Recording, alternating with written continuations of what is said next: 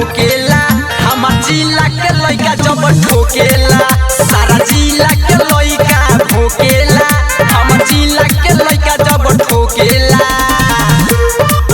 हमार जिला के लइका जब ठोकेला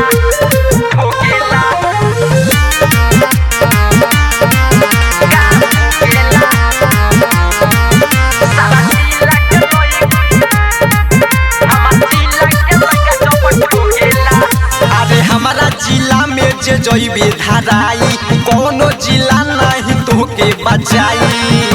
ए बाबू सुन हमारा जिला में जे जइबे धराई कोनो जिला नहीं तोके बचाई। ई हवा के लइका लइका लेके काटा घूमेला सारा जिला के लइका भोकेला हमार जिला के लइका जब ठोकेला सारा जिला के लइका भोकेला हमरा जिला के लइका जब ठोकेला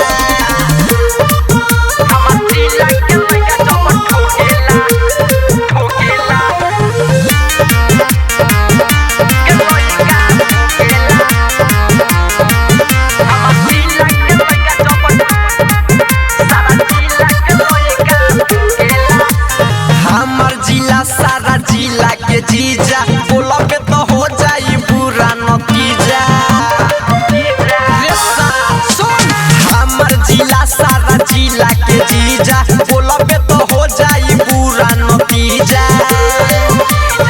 भुआली भोजपुरिया गोलू संजीव नहीं टोकेगा सारा जिला के लइका भोकेला हमार जिला के लइका जब ठोकेला सारा जिला के लइका भोकेला हमार जिला के लइका जब ठोकेला।